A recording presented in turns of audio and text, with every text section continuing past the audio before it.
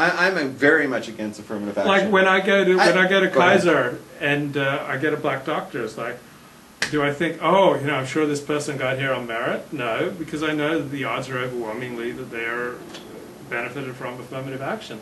I don't want someone who benefited from affirmative action being my doctor.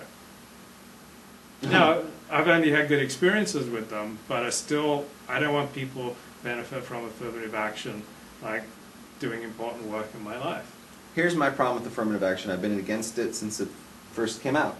I'm that old. I remember it. I remember the Bakke case. That's probably before your time. Before my time. But it was up where you live. I think it was UC Davis. Okay. Let me just fill people in. He was denied entrance to UC Davis Med School, if I remember correctly. It was the med school. And the reason was that even though his grades and his scores were higher than the other applicants, there's a quota on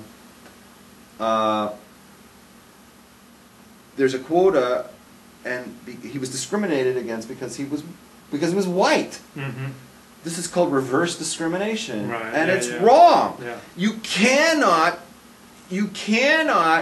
call yourself and this is liberal hypocrisy I can't stand. The same school, right, that can't tolerate, Alexandra Wallace's comment, practices outright racial discrimination against white people. That you can have a score that's better than everybody else's, but you can't get in because you have the wrong color skin. Sorry, that's more important than grades and SAT. And that is just outright hypocrisy. And the fact that this government allows it sickens me. And they challenged it. They challenged it, took it to the Supreme Court, and they still allowed it. What's his name? They put in that new guy, the new Supreme... Kennedy? No, the new I can't even think of the damn guy's name. The new Chief Justice. And I thought, oh, with him, he'll get rid of it. And the first thing he did was he said, nah, it's okay. I can't understand how it passes, scrutinizes the Supreme Court. It sickens me. Let's not have a conversation about race until we're willing to admit this is a racist country, right? Because we discriminate against whites. Now, Sylvia says, okay, Luke, once they entered medical school, is it not possible they did very well? Of course it's possible they did very well, but I don't think most people realize once you get into graduate school, it's not so hard to get through. Once you get in... Oh, and you know this because you went to grad school. Because I've lived my life in and around academia. Once you get into graduate school, they don't want you to flunk out. So it's not so hard to get through. Also, they particularly don't want the minorities that they got in through lowering standards and benefiting through affirmative action. They really don't want them to flunk out, because that will put their school into all sorts of trouble with various activists and regulators, etc. So they just kind of like push them on through and shove them on through. Like if you're a professor and you've got some black student who's failing your course, do you really want the possible trouble that would come from failing a black student? No, you'll give them a C just to get rid of them. So once they get into medical school, they're not going to fail them out of medical school, even if they're borderline incompetent. At what point did we just say, we're above race, and we just go, we don't care, give me your grades and your SAT, and we'll make a decision? We're not there, and I don't think we're ever going to be, because the Supreme Court allows this. But Republican will put more conservatives on the Supreme Court, and will eventually make affirmative action illegal. Like we got rid of it or we severely reduced it for admission to the UC system. Oh yeah, that was a big stink. It was a big stink because the UC system is like heavily liberal, right? And I remember when I went there were like Latino students with like a 2.5 GPA getting in. Like everyone else had to have like a 4.0 or above.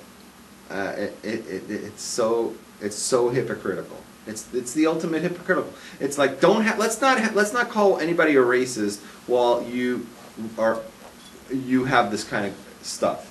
There's an article in the Wall Street Journal today, I believe, about women on the MIT faculty. MIT lost a lawsuit alleging that they discriminated against women in some way because there were very few women in the MIT faculty. So MIT stands for the Massachusetts Institute of Technology. So in the hard sciences, there are very few women. Because if you look at a bell curve, on the very highest end Yeah. of the bell curve, which is what you need to succeed in the highest hard sciences, there are very few women. Men tend to be in the high end of the bell curve and the low end of the bell curve. So MIT lost a lawsuit, they had to hire a bunch of women. So now the faculty members at MIT who are women, people look at them and go, are you here on merit or are you here because of affirmative action? So affirmative action, like, is that affirmative action, or is that it's a Title form of- IX or something? It's a form of affirmative action. Okay. So like affirmative action just like totally robs the human dignity of people who can make it on merit. And like, just imagine like every black doctor, they have to face the acknowledgement the odds are 90% or 99% that they benefited from affirmative action, so people don't take them seriously. And it's just like it destroys dignity. Like if I were black, I would not want affirmative action because everyone's going to look at me and go, oh, did you succeed on your own merits, or did you succeed because you got standards lowered for you? Right. I'll give you an example. A similar thing happened this last week. It was a city in Ohio. I think it was Dayton. Mm-hmm. Did you hear about this? Mm-hmm. Yeah, they couldn't hire enough black police officers unless they lowered the They couldn't get enough scores, African American police officers, right? So they suggested, oh, well, maybe we should just lower the standards and we can get a more even playing field, because once we lower them really low, then everyone can be hired, right? And the local guy from the NAACP, I think it was. Yeah, he opposed it. He was like, wait a minute. So what are we saying? If you go ahead and you lower it, so the message is blacks are stupid and they can't meet the requirements. That we as black people are offended by such a notion, right? Because it just says blacks are stupid, so let's lower it for them. No, keep it up, right? And let's get good cops, right? And let people work for it, right? And then the head of the NAACP nationwide came in and said, oh, he doesn't represent us. Lower the damn thing. I'm like, oh, God. I remember I was in a relationship with this woman, and I wanted to have more sex than she did. And so, like, she was, like, tired of me, like, bugging her to have sex. So finally said, you can do it, but I'm not going to enjoy it. But I'll just, like, lie here and you can do it. So I did it. And it just felt horrible afterwards. I just felt, like, so yucky. It was like she was giving me affirmative action. Like often, like in the dating world, often in the dating world, women, like the guy's just like so needy for sex, and we're just like just bugging her. Like she'll finally, okay, I'll give you a blowjob just to get rid of you, just get her out of the house, or she'll give him a mercy, screw, or a hand job or something, and it's not spiritually fulfilling when a woman is giving you a blowjob just to get you out of the house. It's really not what God intended for your life. So guys, man up and be Shomer Nagia like me. It's a little hard for you to claim you're Shomer Nagia after all your stories you told. Well, I'm a changed man. I finally understood the profundity of Torah. I have a saying in my own thing, right? Mm-hmm. Because the Torah says, hey, never judge a person based on who they used to be, because we say like they're in tshuva and it's not really the same person. But then like the question is, what's the timeline on that? Like if I see you like do something and 5 minutes later you go, I'm not the guy from 5 minutes ago, right? Right? Good point. Sylvia asked a good question in the chat room. She says, well, let's hope you find someone who wants it as much as you. Now, this is a big misconception among many people, that there are like, women who want sex just as much as their husbands. Like 95% of the time in a marriage, according to the psychologist Roy Baumeister, at least in his knowledge, he's one of America's premier psychologists, when there's one partner who wants more sex than the other, 95% of the time it's the man more than the woman.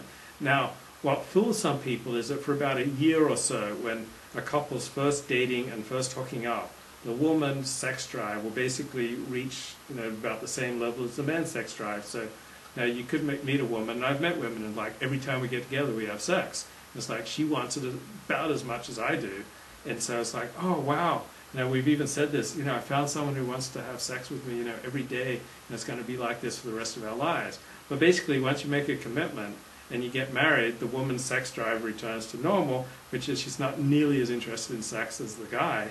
And so that's just the way it is. So you'll find guys saying, oh, I remember my last blowjob like it was yesterday. Actually, it was 4 years ago, just before we got married. And the guy's not gotten a blowjob since